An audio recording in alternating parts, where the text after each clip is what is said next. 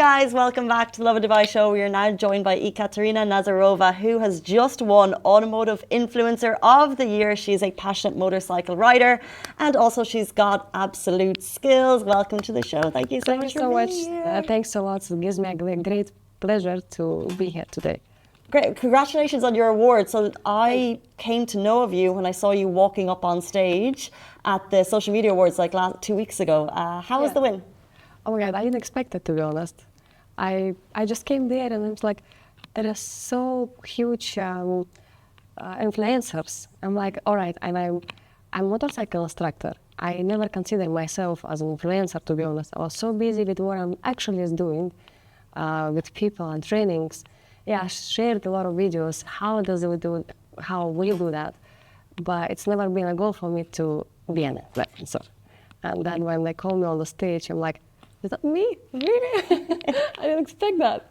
But it feels very good, yes. You know, though, it's always the people that aren't trying that smash it. Because, like, I saw your first videos, they've got like 2 views, 4 views, and then it's like 12K, 100K. Correct. Like, so it's because you have that niche and because you've become so skilled at motorcycle. When did that start? Like, when did you first get on a motorcycle? Okay. So it's been late 2016. It's a very interesting story, simple but very interesting story. I had a little bit down days. We call it, let's say, depression, and I isolate myself on people. I get 1 week of silence, 1 week of silence. And I just took a pen and paper and I was like, okay, what do I want? And I wrote down maybe 100 points. I want build a house and so on, what normal people can say. And I didn't think, I just kept writing. It felt like someone else's hands, not actually mine. I disconnect completely. So I wrote, and I didn't read it after it. So I get tired, get slept, and then I had to move my house. And I moved my house maybe 6 months after, something like that. And I found this paper. When I found this paper, oh, that's interesting. And then I read this. And then on the middle, it's written, I want to ride a motorcycle. Next sentence was, I want to do extreme sport. Did I know that before? Never. But it's been just my hand. What I want to say is probably something subconscious. Like we do have answers within us. When we have that silence, everything within us, when there are no noise from outside, our problems, families, work, everything outside, commitments, when you get that silence, the answers are within us.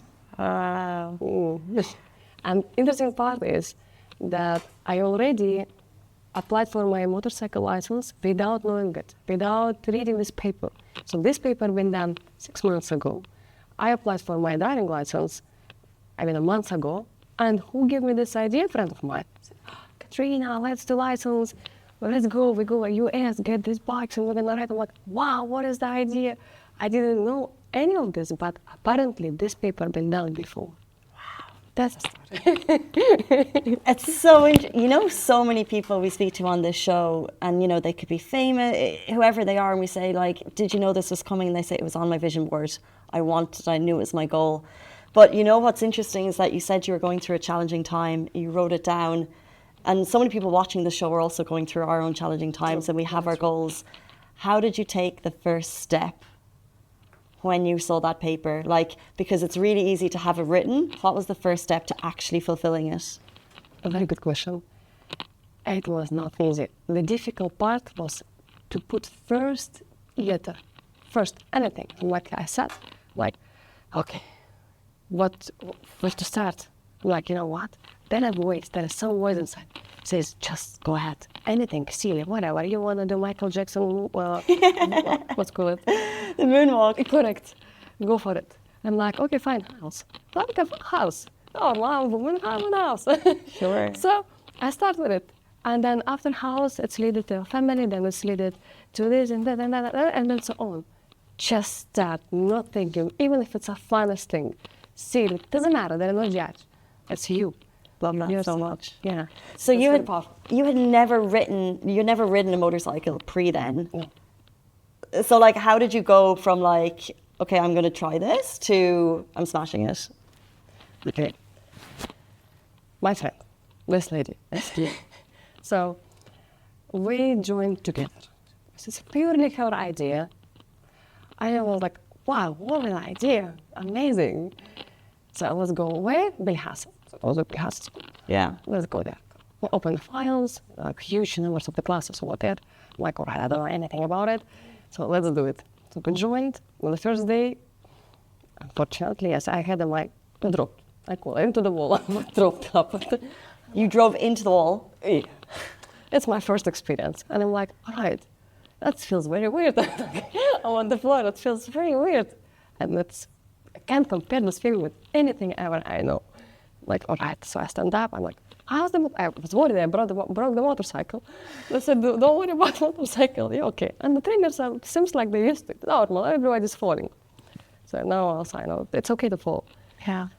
My friend, she also fell. She took her file back and she never get back to it. She said, you know what? I understood. I have a lot in my head. I cannot focus. It's quite a lot of focusing. My life is not like that. My life wasn't also either better. But I had 3 words, and these 3 words led me to where am I today. It is one more time. So these 3 words is the very strong part. And it's not I was saying, it's something inside saying, one more time, one more time. It's not easy. There's a head, let it hurt a bit. This is scary, that's weird. I don't, one more time. Say one more time. So it's a one more time power. Wow. My brother runs marathons and things, and his mantra is just keep going, one foot after the other, just keep going. Correct. That's how he says it. However, which is fine if you're running marathons because that's endurance, but you're doing adrenaline sports, which can lead to injury. So you drove into a wall on your first day. Since 2016, have you or anyone you know ever been seriously injured, and how do you overcome that? Okay, good question. Yeah, that's mistakes. So basically, journey of mistakes. You want to master something, you will do mistakes. That's part of it, and that's actually the only way. In this regards, things can be done a little bit better or easier if a right tutor next to you. So basically, it's a person who already experienced all. And it just gives you an easy way and shortcuts. You have this shortcut from the right person. Okay. In my regards, I had many trainers. And I select them, they're the best over the world. I target them. Yeah, it was a little bit expensive. I had to sell my business and dedicate $500,000 dirham to trainers. Only trainers. This person is somewhere in Italy, and he can the best. It's not about the school, it's about the person, trainer. So this has been done. And during the process, a lot of falls. Before I approach the best trainers, what's made me think about it, that I need someone who can help me? Well, falls, a lot of falls daily. I remember 10 to 15 times I fall at training, their training. And we did trainings twice per day, so 20, 30 times daily. And it's not a big bike, it was like little bit tiny bikes like that, training bikes. But believe me, they can do job. Yeah? They can throw you out, and it's a physics, basically. But hard times I met on the big bikes already on my racing journey. Yeah, because there's always beyond a limit. There's something else. And we always discover another core that you want to go, I want to win, I'm going to be champion, I'm going to get a podium today. And sometimes mistakes happened. Yeah. So it happened. I remember the medical crew in Dubai, I don't know. They know me like, Katrina, it's again you. Wow. I'm like, Doc, I'm sorry. I'm sorry. Yeah, but it's okay. This time it's better. It's okay. You blew me away 2 minutes ago. You said you sold your business for $500,000 dirham and put it all towards training. Yeah. So, How do you fund how do you fund yourself through the sport now? If your business is gone, how do you kind of keep going? That's been a long back. Well, it's a long ago, and even the financial literacy, it's something. Basically, those days, I can't be proud to say that, yeah, I had my own financial literacy. And by the way, this move was pure, I call it spiritual, like it's my dream, and it is nothing important.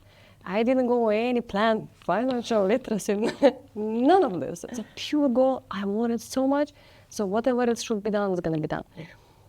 The money will anyway go on. Anyway, if it didn't do this way, I don't think I could have had them. But during the time, it's been years, the experience comes being in Dubai, having surrounding of, what's called surrounding of the well-educated people.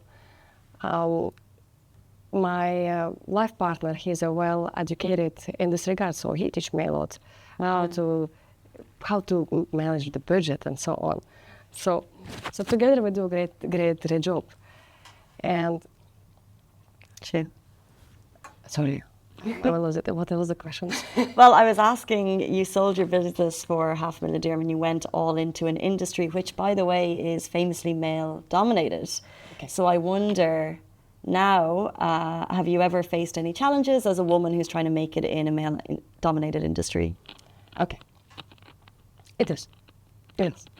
It was challenging, especially on the race days, because there are no female race on my days. This year, first time ever they did it, pure female racing, yes.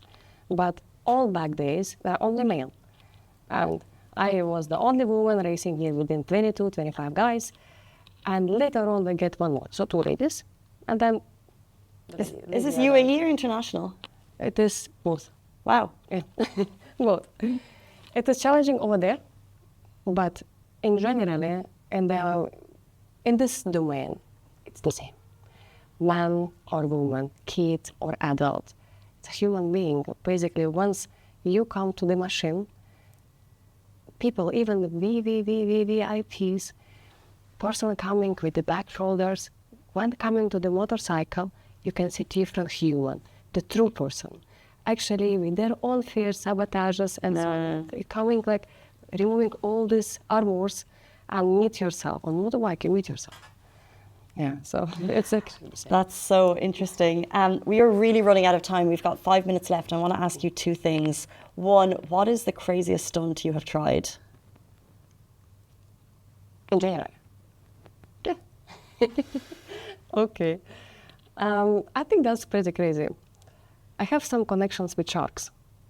And my nickname is Shark Catherine. Yes, it is. So, this point is, I traveled to Maldives. And over there was a nice, like, terrace, wooden terrace, and meeting an ocean. Okay. So there are many sharks.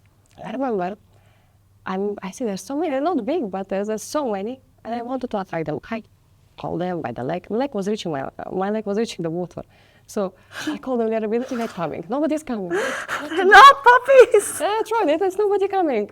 I'm like, okay, hey guys, nobody coming. So what to do? And I a little bit cut my tongue, a little bit biting it, and then I put it in the water. And then they all came. When they all came, what I did was not stopping it. I had this curiosity, one day maybe can cause me troubles. So when the sharks are down, I'm like, okay, what if I'm gonna put my leg in, touch them quickly, and then remove the leg? Nothing will happen.